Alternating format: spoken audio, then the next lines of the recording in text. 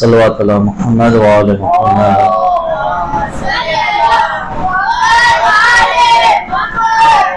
اعوذ باللہ من شر الشیطان الرجیم. بسم اللہ الرحمن الرحیم. الحمد للہ رب العالمین والصلاة والسلام علی اشرف الانبیاء والمرسلین وخاتم النبیین ورحمۃ للعالمین ابو القاسم محمد وعلى أهل بيته طيبين الطاهرين المعصومين المظلومين. أما بعد فقد قال الله تبارك وتعالى في كتاب مبين. بسم الله الرحمن الرحيم. يسبح لله ما في السماوات وما في الأرض الملك القدوس العزيز الحكيم. ایک صلوات بھیج دیجیے محمد وعلی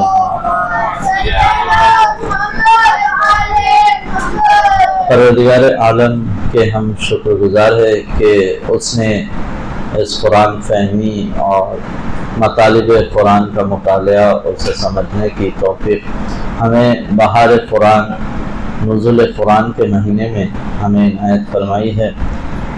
عنوان گفتگو سورہ جمعہ ہے. کل اس کا پہلا درس تھا جس میں ہم فضیلت سورہ جمعہ اور حکمت ثواب و حکمت لذت کے بارے میں گفتگو کرے کہ پروردگار جو ہے جو ثواب رکھا ہے وہ رغبت کے لیے ہے. انسان ثواب کو اصل نہ سمجھے، ثواب رغبتوں کے لیے ہے. جس طرح سے لذتیں رغبتوں کے لیے ہے. رغبت یعنی آپ کو بلایا جا رہا ہے، ایک قسم کا انویٹیشن ہے، ایک قسم کا بلاوا ہے.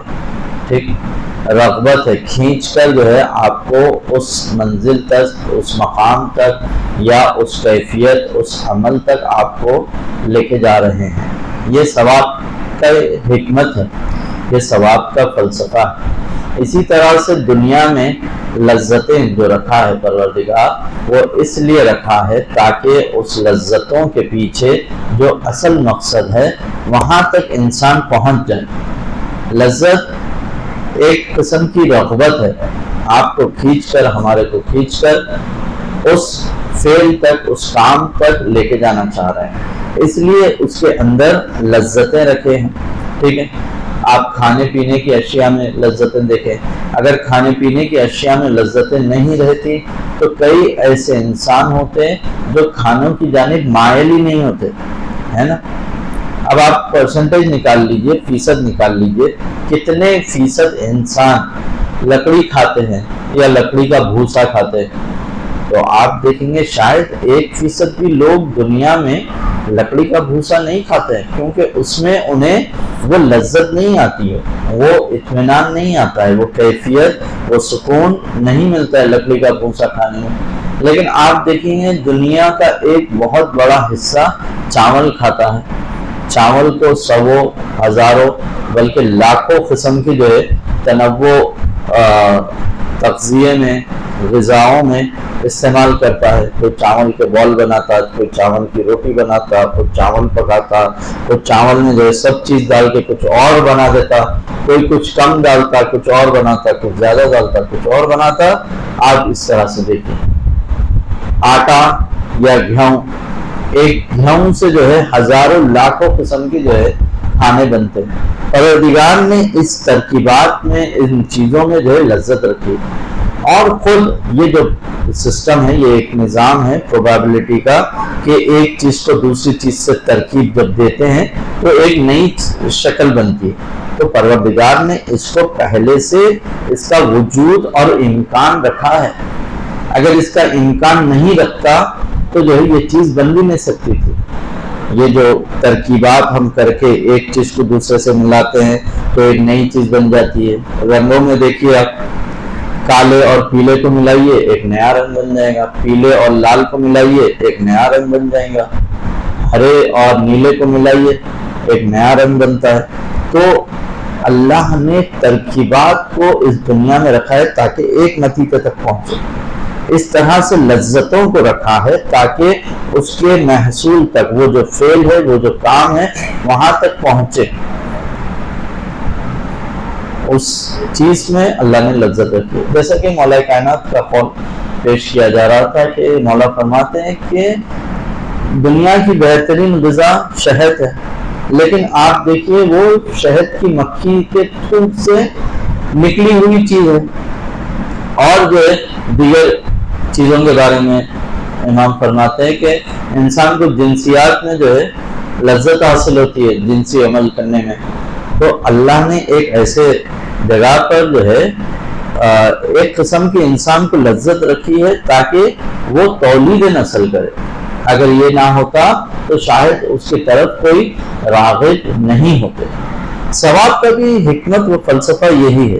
ثواب خود مقصد نہیں ہے. یہ تمام باتیں بولنا، یہ تمام مثالیں دینے کا مقصد یہی ہے کہ ثواب جو ہے، ثواب خود ہدف نہیں ہے. جیسے کہ سورہ جمعہ پڑھنے کے ثواب کے بارے میں ہم روایتیں بیان کر رہے تھے، کل جو بیان کی گئی ہے کہ ثواب خود ہدف نہیں ہے، لیکن ایک بڑے ہدف کی طرف لے کے جا رہا ہے. جس طرح سے مولا کا قول ہے کہ بعض لوگ خوف جہنم کی وجہ سے عبادت کرتے ہیں، بعض ثواب کی لالچ میں عبادت کرتے ہیں، لیکن بعض ایک گروہ ہے جو اللہ سے محبت عشق کرتا ہے، سیر و سلوک کرتا ہے، اس مرحلے میں جا کر جو ہے پروردگار کی وہ عبادت کرتا ہے. یہ تیسرے قسم کی جو عبادت.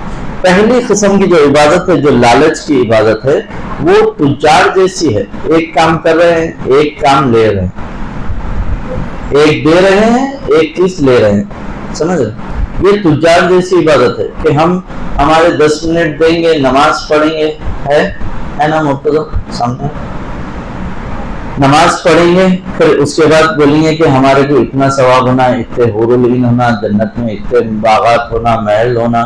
یہ تاجرانہ ایک قسم کی عبادت ہے. بولو یہ بھی ایکسیپٹیبل ہے، حد اقل اس مرحلے پہ پہنچے. دوسری قسم کی جو غلاموں والی جو عبادت ہے، وہ عبادت یہ ہے کہ خوف جہنم، خوف نار سے، آتش جہنم سے انسان جو ہے ڈر کر عبادت کر رہا ہے. تو یہ عبد اور غلاموں والی عبادت ہے. تیسرا مرحلہ جو ہے عبادت کی کیفیت میں، وہ پروردگار کی محبت میں اور عشق میں عبادت کرنا ہے. ایک صلوات بھیج دیجئے محمد وعلیہ. اس سورہ میں جہاں پر 11 آیتیں ہیں اور اس کے بارے میں تذکرہ ہے. سورہ جمعہ ایک اہم سورہ ہے جس میں توحید کے بارے میں مختلف ابحاث ہے، گفتگو ہے. دوسرا احیاء جمعہ، خود نماز جمعہ کو زندہ کرنا اور اس کے حکم کو، حکمت کو، اس کے فلسفے کو بیان کیا گیا ہے. یہ دو اہم اس کے موضوعات ہیں. کل موضوعات کے بارے میں بھی تفصیلاً بات ہوئی. آج جو ہے سب سے اہم جو آیت ہے وہ ہے بسم اللہ الرحمن الرحیم. بسم اللہ کی آیت سب سے اہم آیت ہے. ہمارا یہ عقیدہ ہے اور مفسران شیعہ جتنے بھی مفسران ہیں ان میں سے اکثر اسی بات کو کہتے ہیں کہ بسم اللہ سورہ کا جز ہے. صرف ایک سورہ ہے جس میں بسم اللہ نہیں ہے، وہ سورہ توبہ ہے. وَإِلَّا تمام سورہ کا جو جز ہے وہ بسم اللہ ہے. اس کی آیت اور جز اس کا قرار ہے. دیگر مکاتب فکر میں بسم اللہ جو ہے حصہ نہیں ہے سورہ کا، یا بعض قبول کرتے ہیں، بعض علماء بعض رد کرتے ہیں، لیکن تشیع میں، شیعوں میں بسم اللہ سوروں کا جز ہے. تو جب قرات کرے سورہ کی تو بنا بسم اللہ کے آپ سورہ اگر پڑھیں گے تو قرات صحیح نہیں ہے نماز. اگر کوئی سورہ جمعہ پڑھ رہا ہے، شب جمعہ یا روز جمعہ، اور بسم اللہ کو چھوڑ دیا اور کہنے لگا یسبح للہ ما فی السماوات و ما فی الارض، یہاں سے سورہ کو شروع کر دیا، تو اس کی قرات صحیح نہیں ہے فقہا کے نزد. دوسری اہم بات جو بسم اللہ کے تعلق سے ہے کہ امام معصوم فرماتے ہیں، ایک صلوات بھیجے محمد وعلی محمد. یہ روایت حضرت محمد مصطفیٰ صلی اللہ علیہ وسلم سے ہے. آپ فرماتے ہیں کل امر ذیبال لم یذکر فیہ اسم اللہ فہو ابتر، کہ ہر وہ کام جو اہم ہے جو کام ہے، ٹھیک ہے، اور وہ بنا بسم اللہ کے شروع ہوتا ہے، لم یذکر فیہ اسم اللہ، اللہ کا نام نہیں لیا جا رہا ہے اس میں، اور وہ کام شروع ہو رہا ہے، تو نبی فرماتے ہیں کہ وہ کام کیا ہے؟ فہوا ابتر، وہ ابتر ہے۔ ابتر یعنی کیا ترجمہ کیا گیا؟ دم بریدہ۔ دم بریدہ سے کیا معنی لیں گے ہم؟ ایسا کام جو پائے تکمیل پر نہیں جاتا، جو مکمل نہیں ہوتا ہے، ایسا کام، ایسا عمل جو قبول نہیں ہو رہا ہے نا، سن رہے ہیں؟ ایسا کام جو قبول نہیں ہو رہا ہے، جس میں بسم اللہ نہیں پڑھی جاتی ہے۔ علماء مفسرین اکثر یہاں پر آ کر ایک مثال دیتے ہیں کہ جہاں تفسیر تسنیم میں آغا جواد عاملی نے بھی یہ مثال کو دہرایا ہے کہ آپ فرماتے ہیں کہ جس طرح سے تیر کمان ہوتی ہے، تیر کمان رکھ کر ایک چیز پر ہدف پہ نشانہ لگاتا ہے انسان، جو تیر چلاتا ہے اس کا مقصد یہ ہوتا ہے کہ یہ تیر جا کر اس ہدف پر پہنچ جائے، ہے نا، اس ہدف پر پہنچ جائے، اپنے ہدف پر، اپنے مقصد پر لگ جائے، لیکن وہ تیر تو چلاتا ہے، وہ تیر وہیں پر گر جاتا ہے، وہ تیر اسی مقام پر گر جاتا ہے۔ تو یہاں پر فرماتے ہیں وہ کام جس میں بسم اللہ نہیں ہے، وہ کام وہیں پر ختم ہو گیا، وہ کام وہیں پر ختم ہو گیا۔ اب اس کے پیچھے جو حکمت ہے، ایسا کیوں ہے کہ بسم اللہ جو کام شروع کر رہے ہیں بنا بسم اللہ کے، وہ وہیں پر دم توڑ دے رہا ہے، وہ وہیں پر دم توڑ دے رہا ہے۔ تیر کمان کی مثال دے کر کیا کہہ رہے ہیں کہ تیر اپنے ہدف پہ نہیں لگ رہا ہے بلکہ ادھر ہی گر کر دم توڑ دے رہا ہے۔ اس کے پیچھے کیا حکمت ہے؟ تو اس کے پیچھے یہ حکمت ہے کہ پروردگار کے چند صفات میں ایک صفت حی ہے، حی، اللہ کا زندہ ہونا، حی القیوم۔ عمل کا جو تعلق ہے وہ پروردگار سے ہے، آپ جو بھی عمل کر رہے ہیں وہ پروردگار سے تعلق ہو۔ ایک مرتبہ انسان عمل کرتا ہے انسانوں کے لیے، لوگوں کے لیے، یہ ایک لائن کے جیسا ہے، یعنی ایک انسان سے دوسرے انسان تک ہی پہنچ رہا ہے۔ ایک مرتبہ اگر انسان تک بھی پہنچنا ہے تو پہلے خدا تک جا رہا ہے، پھر اس کے بعد خدا سے پلٹ کے جو ہے وہ انسان تک آ رہا ہے۔ یہ نظریے کو ابن سینا نے جو ہے بیان کیا ہے کہ پروردگار کو پہلے مانتا ہے، پھر اس کی رضا کے لیے دوسرے مخلوقات کی خدمت کرتا ہے۔ عام ویلفیئر باڈیز، چاہے کرسچینٹی کے باڈیز ہو یا دیگر تنظیمیں، آرگنائزیشنز ہو، جو راہ انسانیت میں ایک کام کرتے ہیں، ان کے نظریے میں اور مسلمان اہل اسلام کے نظریے میں یہی فرق ہے۔ ان کا نظریہ لائن والا نظریہ ہے، سمجھے، ایک انسان دیگر انسان کی مدد کر رہا ہے، امداد کر رہا ہے، کھانے بانٹ لیتے پھرتے ہیں روڈوں پر، یا کپڑا دیتے ہوئے پھرتے ہیں، یا یتیم خانے بناتے ہیں، یا پانی کی سبیلیں آپ دیکھیے ریلوے اسٹیشنز پر اور دیگر مقامات پر، بس اسٹاپس پر جو ہے 5 روپے میں مثلا کھانا کھلاتے ہیں۔ تو یہ ایک مثالیں ہیں جو خدمت خلق کی مثالیں ہیں۔ ایک مرتبہ ڈائریکٹ کر رہا ہے انسان خدمت خلق، ایک مرتبہ ایسا ہو رہا ہے کہ خود پہلے خدا کو مان رہا ہے، خدا کو تسلیم کر رہا ہے، اس کی ذات کو جو ہے تسلیم کر رہا ہے، اس کے عشق اور محبت میں جا رہا ہے، پھر اب اپنے کان لگائے گا ہے وہ کہ اب میرا پروردگار کیا کہہ رہا ہے۔ تو اس کیفیت میں پھر اللہ کہتا ہے کہ خدمت خلق کرو، تو اب جا کر جب خدمت خلق کرتا ہے تو وہ عبادت مقبولہ ہے۔ حدیث کی روشنی خدمت خلق عبادت مقبولہ ہے۔ بہرحال میں اپنی گفتگو کی طرف پلٹتے ہوئے کہ پروردگار کی ایک صفت جو ہے حی ہے، اللہ کا زندہ ہونا۔ تو یہ بعض اعمال ہمارے اس تیر کی طرح ہے جو چلاتے ہی وہیں پر گر گیا۔ بعض ایسے نطفے جو رحم مادر میں ہی دم توڑتے ہیں، وہ جو ہے علقہ، مضغہ یا جو ہے انسان میں تبدیل نہیں ہوتے ہیں۔ تو اس طرح سے عمل بھی ہے جو ایک پائے تکمیل تک نہیں پہنچتا، یعنی روز محشر ہو یا قبر میں ہو، وہ آپ کا منس نہیں بن رہا ہے۔ وہاں پر آپ نہیں دیکھیں گے فلاں نماز پڑھے، وہ ایک نورانی شکل میں آ کر آپ سے ملاقات کر رہا ہے، کیونکہ اس نے دم توڑ دیا۔ وہ دم کیوں توڑا؟ وہ عمل حیات نہیں ملی اس کو. کیوں حیات نہیں ملی؟ کیونکہ اس کے اندر اخلاص نہیں تھا. اخلاص کیوں نہیں تھا؟ کیونکہ وہ عمل لائن والا عمل تھا. انسان کا عمل انسان کے لیے تھا، خدا کے لیے نہیں تھا. ٹرائنگل والا عمل نہیں تھا. اگر عمل خدا کے لیے ہوتا تو وہ عمل قبول ہو جاتا. ایک صلوات پڑھے محمد وآل محمد. پروردگار کی صفت حی ہے، اور پروردگار جو ہے سرمدی ہے، ابدی ہے. ٹھیک ہے، ہمیشہ سے باقی ہے، ہمیشہ باقی رہنے والا. اس کی جو صفت ہے وہ سرمدی ہے. تو اب ہر وہ چیز جو اس کے ساتھ جا کے جڑ جائے گی، اس کا حصہ ہو جائے گی، اس سے اس کا تعلق ہو جائے گا، وہ چیز بقا پائے گی. سمجھ رہے ہیں؟ یہ حکمت ہے، یہ فلسفہ ہے.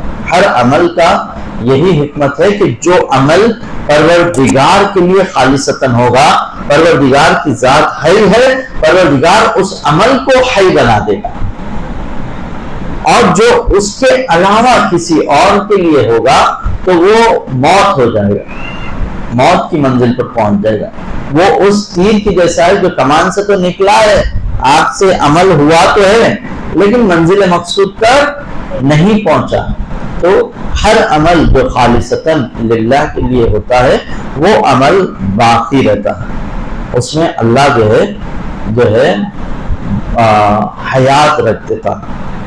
اور یہ حیات تجسم اعمال کا جو ایک بہت بڑا نظریہ ہے کہ اعمال کا تجسم ہوگا، ان کو جسم ملے گا.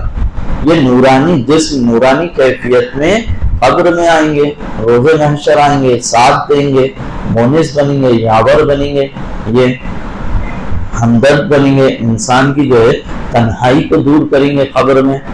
تو ایسے اعمال لکھے ہوئے کتابوں میں، ایسی دعائیں، ایسی نمازیں، وہ ایسے خیرات جو انسان کے قبر میں مونس و یاور بنیں گے. ایک صلوات کا سہارا دیجیے محمد وآل محمد. بسم اللہ جب انسان پڑھتا ہے تو اس میں دو معنی آتے ہیں. ایک معنی یہ ہے کہ میں پروردگار کی مدد سے یہ کام شروع کر رہا ہوں، میں پروردگار کی مدد سے یہ کام شروع کر رہا ہوں. ایک معنی یہ ہے میں شروع کر رہا ہوں اللہ کے نام سے. پھر یہ جو اللہ ہے یہ رحمان اور رحیم ہے. اب یہاں پر یہ گفتگو آتی ہے کہ یہ جو اللہ آپ کہہ رہے ہیں یہ کیا ہے، یہ لفظ ہے کیا؟ یہ لفظ کو اگر آپ سمجھنا چاہیں گے تو یہ لفظ اللہ ہے کیا؟ ہم کہتے ہیں اللہ اکبر، سبحان اللہ، الحمدللہ. ہر جگہ ہر اذکار میں لفظ جلال اللہ ہے. تو یہ اللہ ہے کیا؟ یہ اللہ الہ سے بنا ہے. الہ معبود کو کہتے ہیں، وہ معبود جس کی پرستش کی گئی ہے. معبود الہ سچے خداؤں کو بھی کہہ سکتے ہیں آپ، جھوٹے خداؤں کو بھی کہہ سکتے ہیں. یہ تفسیر سورہ حمد میں آیت اللہ خمینی رحمۃ اللہ علیہ نے اس مطلب کو تفصیلاً بیان کیا ہے. سورہ حمد کی تفسیر آغا خمینی کی حتماً جو ہے اسے نگاہ کرنے کی ضرورت ہے، ایک مرتبہ مطالعہ کرنے کی ضرورت ہے. انہوں نے جس حساب سے عرفانی اعتبار سے اس کی تفسیر کی ہے، ایسے کم تفاسیر موجود ہے. اس کو ایک اعلیٰ پیمانے پہ عام تفسیر، روایت اور معنی بیان کر کے نہیں نکلے ہیں، وہاں پر تفصیل میں لے کے گئے ہیں. وہ سمندر کی اس عمق میں لے کے گئے ہیں جہاں پر ہیرے جواہرات موتی ہوتے ہیں. امام خمینی رحمۃ اللہ علیہ نے یہ کام کیا ہے. تو آپ فرماتے ہیں کہ الہ ہر وہ معبود کو کہتے ہیں جس کی پرستش کی جائے، چاہے وہ سچا ہو یا جھوٹا ہو. قرآن مجید میں الہ کے مختلف معنی ہیں. تم اپنے جھوٹے خداؤں کو، وہاں پر بھی الہ کا تذکرہ ہوا ہے، لیکن اس کے اوپر جب الف لام لگ جاتا ہے تو وہ جا کر بنتا ہے اللہ، وہ جا کر بن جاتا ہے اللہ. ایک مخصوص نام جس میں صفات جلالیہ و جمالیہ تمام جو ہے جمع ہو جاتے ہیں. اللہ ایسا لفظ ہے جہاں پر صفات جلالیہ اور صفات جمالیہ، یہ دونوں صفات جو ہے جمع ہو جاتے ہیں پروردگار کے اس نام میں۔ تو اب اتنا جامع نام یا جامع صفت والا نام ہمارے پاس نہیں ہے۔ اس کے اوپر اگر کوئی چیز ہے تو وہ ہو ہے، ہو ہے، ہو یعنی ہو اللہ، یہ جو ہو کی ضمیر ہے جو اللہ کی جانب پلٹتی ہے، یہ اللہ سے زیادہ جو ہے مقرب ترین جو ہے لفظ ہے۔ اب یہاں پر پوری عرفانی گفتگو شروع ہو جاتی ہے کہ یہ ہو کیسا مقرب ہے، الہ الف لام کے بعد بھی جو ہے اتنا مقرب لفظ نہیں ہے، یہ انشاءاللہ پھر کبھی بیان کیے جائیں گے۔ ایک صلوات پڑھے محمد وعلی محمد۔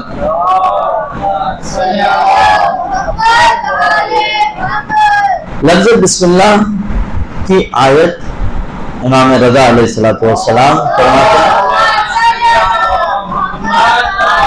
یہ لفظ بسم اللہ کی آیت یہ اسم اعظم کے جیسی ہے، جیسے کہ سیاہ اور سفید جو آنکھ میں ہیں، یہ سیاہ جو پتلی ہے آنکھ میں سفید رنگ کے نزدیک، تو یہ کتنا نزدیک ہے ایک دوسرے سے، یعنی یہ لوگ جدا نہیں ہیں۔ سیاہ و سفید آپ کے آنکھ کے اندر جو ہے سیاہ پتلی اور سفیدی سے بالکل چسپیدہ ہے۔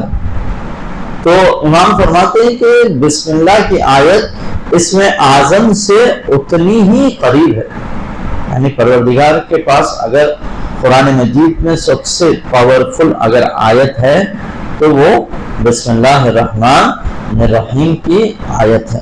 کچھ روایتیں ہیں اس ذیل میں، ہم کچھ پڑھ کے آگے بڑھتے ہیں۔ امیر المومنین حضرت علی ابن ابی طالب علیہ السلام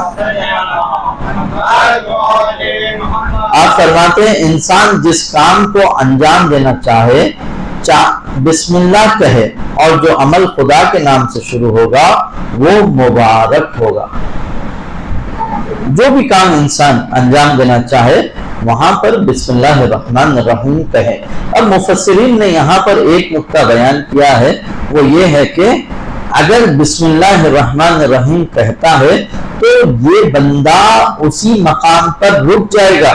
اگر فعل حرام کر رہا ہے تو ایسا تو نہیں ہوگا معاذ اللہ جو ہے شراب پینے جا رہا ہے اور کہے گا بسم اللہ، یا کوئی غلط کام کرنے جا رہا ہے تو کہے گا بسم اللہ۔ اگر بسم اللہ کہنے کی عادت ہو گئی اور کہیں غلط قدم اٹھ رہا ہے تو انسان اس اسم اللہ سے، اللہ کے اسم سے وہاں پر بچ جائے گا، اور یہ نام مبارک ہے۔ جو بھی کام کریں گے وہ مبارک ہوگا۔ مبارک ہم کیا سمجھتے ہیں مبارک لفظ مبارک سے؟ کہ مثلا شادی مبارک، رمضان مبارک، فلاں عید مبارک، تو یہ لفظ مبارک خود سمجھنے کی ضرورت ہے۔ بعض ایسے الفاظ ہوتے ہیں شاید بچپنے سے سنتے ہیں، سنے ہزار بار، لیکن معنی مفہوم ہم جو ہے کبھی اس کی طرف نہیں پہنچے کہ اس کا معنی کیا ہے، مبارک ہے کیا ہوتا مبارک۔ اتنا بتائے کہ خوشی کے موقع پر ہم لوگ مبارک کہتے ہیں، شادی ہو گئی مبارک، ولیمہ مبارک، عید مبارک۔ کیا ہے یہ مبارک؟ مبارک جو ہے برکہ سے ہے، برکہ یا برکت۔ برکت کسے کہتے ہیں؟ اب جیسا کہ کہا جا رہا ہے صبح کے فجر کے درس میں کہ یہ جو اشرا ہے، پہلا اشرا یہ برکت والا اشرا ہے، تو کیا کرنا؟ برکت والا اشرا ہے تو کیا سمجھنا ہے اس سے؟ برکت والا اشرا یعنی برکت یعنی نعمتوں میں افزائش، برکت یعنی نعمتوں میں اضافہ۔ اللہ کی نعمتوں میں جہاں پر بھی اللہ نے جو ہے اسباب برکت بیان کیے گئے کہ تقویٰ برکت کا سبب ہے، سلام کرنا برکت کا سبب ہے، بسم اللہ پڑھنا روایت ہے کہ برکت کا سبب ہے، گھر میں قرآن کی تلاوت یہ برکت کا سبب ہے۔ یعنی کیا؟ نعمتوں میں اضافہ ہوگا، پروردگار کی نعمتوں میں اضافہ ہوگا، چاہے نعمتیں دنیاوی ہو یا نعمتیں بعض مادی ہوتی ہے اور بعض نعمتیں معنوی ہوتی ہے۔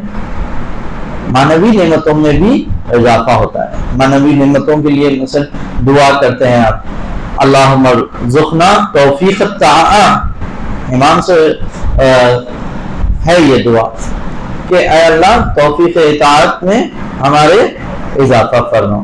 تو برکت یعنی نعمتوں کا اضافہ، چاہے نعمتیں مادی ہو چاہے نعمتیں معنوی ہو۔ ایک صلوات پڑھے محمد وعلی محمد۔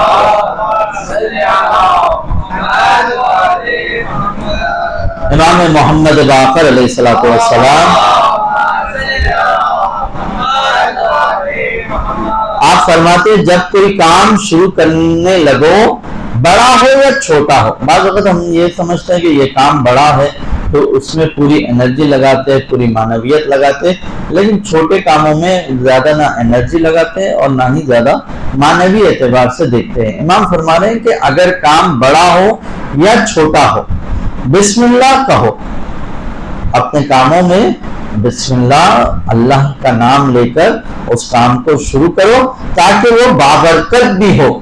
اب دیکھیے جیسا کہ برکت کے اوپر گفتگو ہو رہی ہے، پانچویں امام فرما رہے ہیں کہ بسم اللہ لے کر کہہ کر یہ کام کو شروع کرو تاکہ جو ہے یہ کام بابرکت ہو۔ دکان کھول گئے، انسان مال کماتا ہے، پیسہ کماتا ہے، کچھ رقم حاصل کرتا ہے آخر وقت تک، لیکن برکت کے لیے آپ بسم اللہ کہو، خدا کی یاد کے لیے بسم اللہ کہو۔ حتیٰ جو ہے اس موقع کے لیے بھی بسم اللہ کہا گیا جب انسان تولید نسل کرنا چاہتا ہے تو وہاں پر بھی بسم اللہ کے لیے کہا گیا ہے۔ روایت کے فکر ہے کہ اگر کوئی بسم اللہ نہیں کہتا ہے تو وہاں پر شیطان جو ہے اپنی پھونک پھونکتا ہے، تو وہاں پر جو ہے انسان پھر پوری زندگی اب وہ تربیت اولاد کرتے رہتا ہے، لیکن جہاں پر جو ہے بیج بونا تھا وہیں پر بسم اللہ نہیں کہا گیا ہے، تو اب کہاں سے تربیت اولاد ہو۔ ایک صلوات کا سہارا دیجئے محمد وعلیہ۔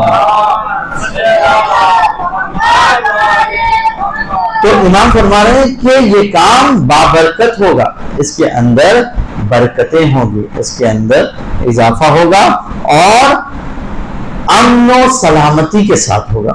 اگر بسم اللہ کے ساتھ آپ کوئی کام کرنا شروع کر رہے ہیں، اس کے اندر امن و امان بھی رہے گا اور پروردگار سلامتی بھی جو ہے اس کے اندر عنایت فرمائے گا بحق محمد و آل محمد۔ تو یہ بسم اللہ کے کمالات ہے، یہ بسم اللہ کے معجزات ہیں۔ کچھ اور چیزیں جہاں پر بسم اللہ جو ہے پڑھا گیا ہے قرآن مجید کی روح سے، کہ تمام سوروں میں بسم اللہ ہے، صرف ایک سورہ توبہ میں بسم اللہ نہیں ہے، اس کے بجائے جس سورہ میں بسم اللہ ہے وہ جو ہے حضرت سلیمان علیہ السلام نے خط میں لکھا ہے۔ جناب بلقیس، واقعہ کچھ اس طرح سے ہے، حضرت سلیمان کی جو منسٹری تھی، کیبنٹ تھی، اس کے اندر آپ دیکھیں گے اجنہ بھی تھے، جن بھی تھے، جانور بھی تھے، بس ان میں سے ایک پرندہ تھا جس کا نام ہدہد تھا۔ یہ ہدہد مختلف جگہوں سے خبریں لے کر آتا تھا۔ اس کا کام کیا تھا؟ جا کر جو ہے جائزہ لینا اور آ کر حضرت سلیمان کو جو ہے اس کے بارے میں اطلاع رسانی کرنا کہ اس مقام پر یہ کام چل رہا ہے۔ ایک بار ایسا موقع تھا کہ یہ کیبنٹ، یہ تمام منسٹری بیٹھی ہوئی ہے، جناب سلیمان بھی ہے، ہدہد غائب ہے، تو جناب سلیمان ہدہد کے بارے میں جو ہے سوال کر رہے تھے، لیکن ہدہد اڑتے اڑتے ایک نئے شہر میں پہنچ گیا تھا۔ وہاں پر دیکھا تو یہ ملک سبا ہے اور یہاں کے لوگوں کے پاس مختلف قسم کی نعمتیں ہیں، ان کے پاس الگ چیزیں، جیسا کہ آپ ایک وطن سے، ایک دیش سے دوسرے ملک جاتے ہیں، دوسرے دیش جاتے ہیں تو دیکھتے ہیں کہ یہاں کا موسم الگ ہے، یہاں سردی ہے، یہاں گرمی ہے، یہاں سونا سستا ملتا ہے، یہاں پر مثلا چاول مہنگا ہے، یہاں پر کپڑا سستا ہے، الگ الگ چیزیں جو ہے انسان اس کا تجزیہ کرنے لگتا ہے۔ حدود بھی جو ہے اس شہر کا تجزیہ کرنے لگا تو دیکھا کہ یہاں پر ایک ملکہ ہے جو اس تمام اس ملک کو چلا رہی ہے، ملک سبا کو چلا رہی ہے۔ اس نے جائزہ لیا اور دیکھا کہ یہ لوگ ایک خدا کی پرستش نہیں کرتے ہیں، ایک خدا کو نہیں مانتے ہیں، یہ کسی اور خداؤں کو مانتے ہیں، اور جو ہے ان کا کام جو ہے اللہ ظاہر چل بھی رہا۔ اب یہ تمام چیزوں کا جائزہ لے کر ہدہد جاتا ہے حضرت سلیمان کے پاس واپس. حضرت سلیمان اس سے ایک حد تک ناراض تھے کہ حدود کیوں نہیں تھا. جب حدود سے سوال کرتے ہیں کہاں تھا, اتنی دیر ہو گئی اور فلاں فلاں, تو حدود جواب میں جو ہے ملک سبا کا یہ تمام جو ہے جائزہ جو اس نے لیا تھا وہ حضرت سلیمان کے سامنے رکھتا ہے. اب حضرت سلیمان کیا کرتے ہیں, ایک خط لکھتے ہیں, انہو من سلیمان انہو بسم اللہ الرحمن الرحیم. اس واقعے کے اس موڑ پر, اس موقع پر بسم اللہ الرحمن الرحیم حضرت سلیمان سے لکھا گیا ہے. کیا کہہ رہے ہیں, انہو من سلیمان, کہ یہ خط کس کی طرف سے ہے, یہ سلیمان کی طرف سے ہے جو داؤد کے فرزند ہے. آپ کے والد بھی نبی تھے, آپ بھی نبی خدا ہے. حضرت سلیمان کی یہ خاص نوعیت ہے کہ اللہ نے انسانوں کے ساتھ, پرندے حیوانات کے ساتھ آپ کو اجنات, جنات کے اوپر بھی جو ہے حاکمیت دی تھی. حضرت سلیمان لکھے انہو من سلیمان انہو بسم اللہ الرحمن الرحیم, پھر اپنے خط کو لکھتے ہیں کہ جو ہے اسلام قبول کرنا اور تمام واقع ہو. جب یہ جناب زلیخا یہ خط پڑھتے ہیں, جناب بلقیس یہ جب خط کا مطالعہ کرتے ہیں تو اس کے بعد یہ سمجھتے ہیں کہ یہ کوئی مادی جو ہے راجا یا جو ہے حکمران ہے جو کچھ تحفے چاہ رہا ہے ہم سے, یا اس کو ہم تحفے بھیج دیں یا پھر یہ ہم سے جنگ کرے گا. اس قسم کا فیصلہ لیا جاتا ہے اور اس کے بعد جو ہے کچھ تحفے, سونے چاندی کے کشتیاں اور کئی قسم کے جو ہے جواہرات حضرت سلیمان کی طرف جو ہے بھیج دیے جاتے ہیں. حضرت سلیمان یہ تمام چیزوں کو جو ہے قبول نہیں کرتے.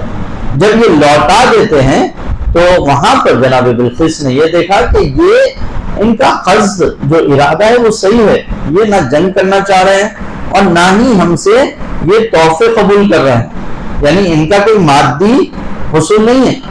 پھر اس موڑ پر جا کر آپ جو ہے اسلام قبول کرتے ہیں اور حضرت سلیمان کی نبوت کی گواہی دیتے ہیں. بعد میں جا کے آپ سے ہی حضرت سلیمان کی شادی ہوتی ہے. ایک صلوات بھیجے محمد وآل محمد. تو کہنے کا مقصد یہ ہے کہ یہ جو اتنا طولانی گفتگو ہوئی ہے کہ سورہ نمل میں یہ تمام واقعات ہے. سورہ نمل کہ جہاں پر چیٹی جو ہے حضرت سلیمان سے جو ہے گفتگو کرتی ہے, ہم کلام ہوتی ہے, وہیں پر 30ویں آیت میں بسم اللہ الرحمن الرحیم کہا گیا ہے. ایک جگہ پر بسم اللہ کہا گیا ہے لیکن وہ مکمل الرحمن الرحیم کے ساتھ نہیں کہا گیا ہے. سورہ نمل میں الرحمن الرحیم کے ساتھ کہا گیا ہے. یہاں پر جب حضرت نوح علیہ السلام اپنی کشتی کو لے کر جب لوگوں کو سوار کر لیا, جانوروں کو, پرندوں کو اور مختلف لوگوں کو جو آپ پر ایمان لائے, اپنی کشتی میں سوار کر کے آپ جب شروع کرنے لگے تو قیل یا نوح, تب حضرت نوح نے یہ کہا کہ اہبطی بسلام منا وبرکات علیک وعلی امم وقال ارکبوا فیہا بسم اللہ الرحمن الرحیم.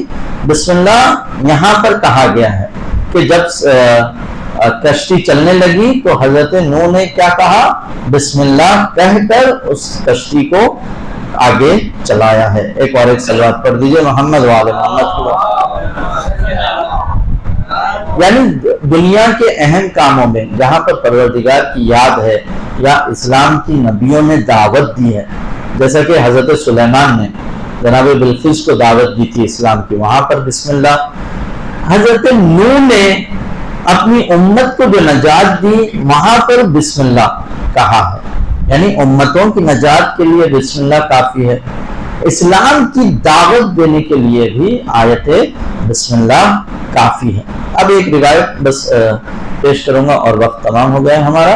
چھٹے امام جعفر صادق علیہ السلام سے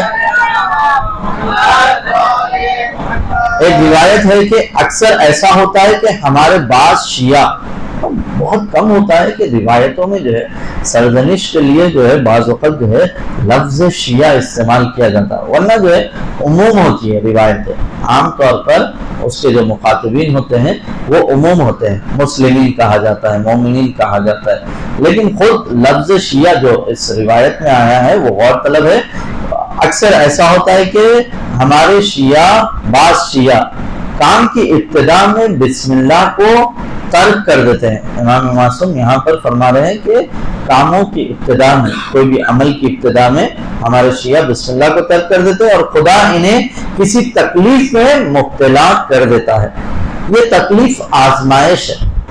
بسم اللہ کا کہنا یعنی آپ پروردگار کی قدرت پر تکیہ کر رہے ہیں، آپ یہ نہیں کہہ رہے ہیں کہ میں سب کچھ ہوں، میں کر لوں گا، میرے سے یہ ہو جائے گا، میں اس کام کو عمل کروں گا۔ بسم اللہ کہہ کر آپ یہ کہہ رہے ہیں کہ میں بنا قدرت خدا کے اس عمل کو انجام ہی نہیں دے سکتا، بنا قدرت خدا کے اس عمل کو میں انجام ہی نہیں دے سکتا ہوں، یہ کہہ رہے ہیں در حقیقت میں تمام قدرت خدا کو آپ جو ہے اس کا اظہار کر رہے ہیں، اس کی شہادت دے رہے ہیں۔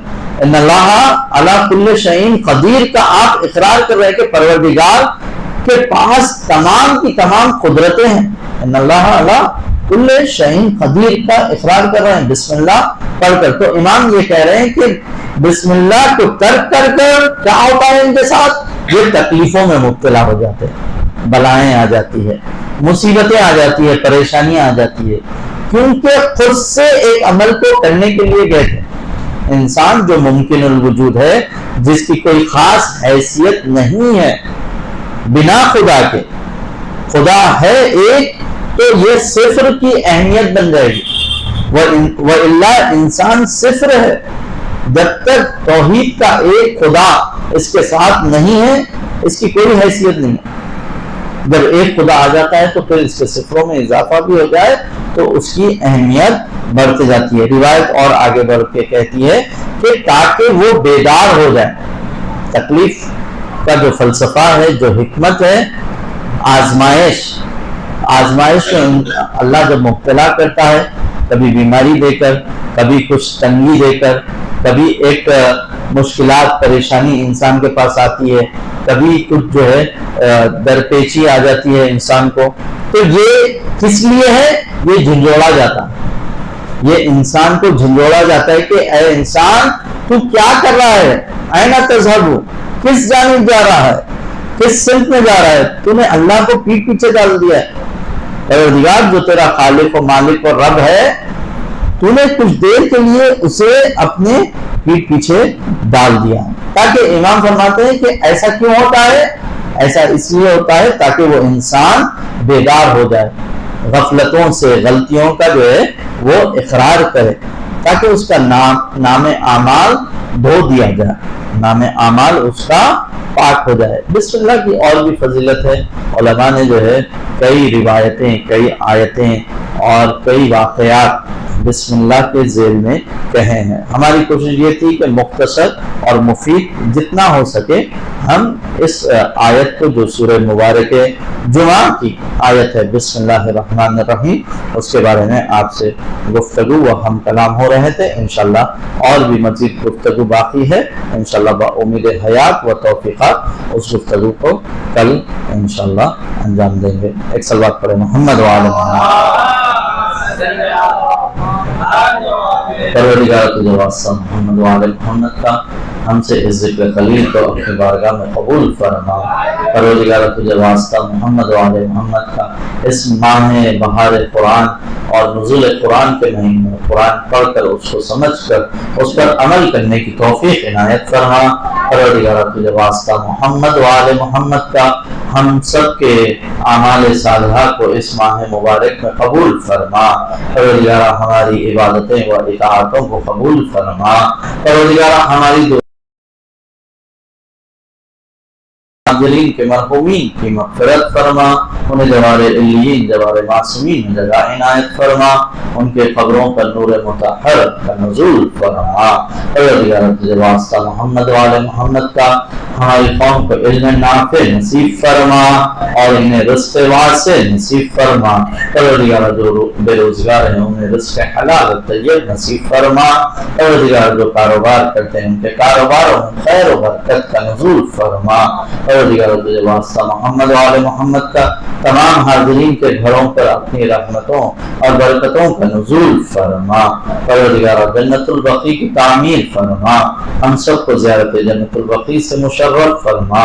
परवरदिगार तुझे वास्ता मोहम्मद वाले मोहम्मद का हज व उम्रा और ज़ियारत अतवात आलिया बिलखुसूस ज़ियारत करबला मोहल्ला से हम सबको मुशर्रफ फरमा। परवरदिगार परचमे इस्लाम को सरबुलंद फरमा, परचमे कुफ्र व निफाक को सरनिगू फरमा।